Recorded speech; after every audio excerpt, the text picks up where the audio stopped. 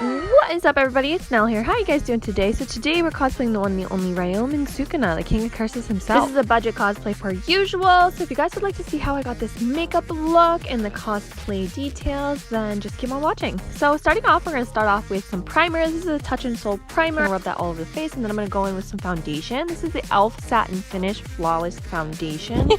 That was such a mouthful and I'm running out of breath, but anyways. I'm just going to put that all over my face, and then I'm going to go in with some concealer. Of course, got to conceal these problem areas, so I do it underneath my eyes, down the bridge of my nose, a little bit on my chin there. I also mix the colors. You don't need to do that. I just kind of like the extra dimension that it has. So yeah, I'm just going to do that and let it sit for a little bit, and then I go in with this lip liner. This lip liner was literally the same color on my lips, so it was a waste of my time. However, I'm going to go in with this contour stick. This contour stick is actually from the dollar store, so super budget friendly. I do love it. And then I'm just going to actually contour around my lips instead of using the lip liner, and then do all the areas I like to contour. So for me, that's underneath my cheekbones, a little bit on my forehead, down the sides of my nose, and then I'm going to blend it out with my beauty blender. Once everything's all smooth and blended out, it's time to go in with some powder. This is a Wet n Wild powder, and then we're just going to go in with the powder contour. You don't need to do this step. You don't need to contour twice. I just really like to add the dimensions, especially when you have a character like Sukuna. I just like to have like my villains be super contoured. I don't know, it's personal preference. So yeah, I just contoured all the areas that I cream contoured, and now I'm going to go in and wipe all the bake off, and then finally we're going to go in with this clean pressed powder. I have super oily skin, so that's why I'm doing all these steps. If you don't, you definitely don't need to use this much powder. Like I said, I have oily skin, so it works for me, but it might not work for you if you have more dry skin or a combination type skin. Then once that's all done, I'm finally going to go in with some bronzer and just mix everything together. This just makes it so there's no harsh lines. And then finally we're going to go in with this highlight. This is a very natural looking highlight color. The point here is just to add some extra dimension. This looks great in photos and obviously in person as well.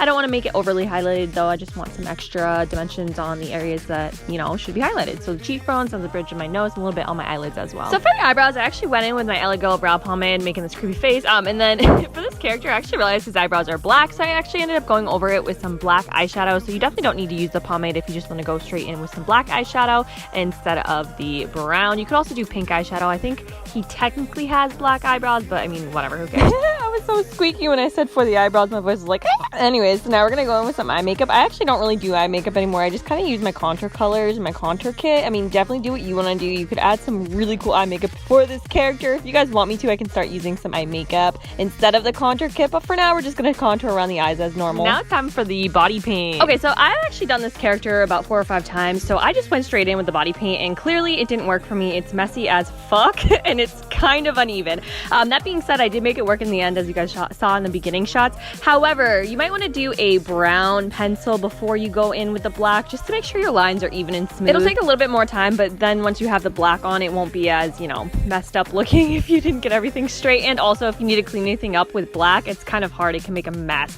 That being said, this is water activated paint, so I really should have gone in and just cleaned things up with some water on a Q-tip. I do that on my body. However, I didn't do that on my face. I had done the character so many times. I don't know. I just didn't do it. I was lazy, I guess. But anyways, yeah, just follow a reference photo. There's literally no other way to explain how I did the markings. I just looked at a reference photo and made them as identical as I could to each side of my face. And then I'm going to go in and fill in the little eye underneath my actual eye. And then I go in with some eyeliner and just make a wicked sharp wing. And there's my kitty. Oh, I miss her. And yeah, and then finally I'm going to add in some contacts. I threw on some lashes. I think this is why I like to do the villain so much, is because I love doing like a wicked sharp dramatic eye makeup. I don't know. It's just me. You don't need to do it this way. It's just the way I like to do it. But yeah, finally I'm going to go in with the body paint. I wasn't going to show you guys this, but I figured why not? It's part of the character. Also, I am wearing a shirt. Don't be creepy about it. But yeah, just going in, once again, looking at a reference photo, getting them as identical as I can to each other. And then I'm cleaning up with the Q-tip right here. This is what I should have done on my face, but I didn't. If you're going to do these markings on the side, they kind of go into the back as well. So you might want to have someone help you, and or just wear one of the robes that he wears and have that kind of covered up. And then I'm going to put on the wig. This is actually a $12 wig that I did myself. I will link it all down below. And this is the final look.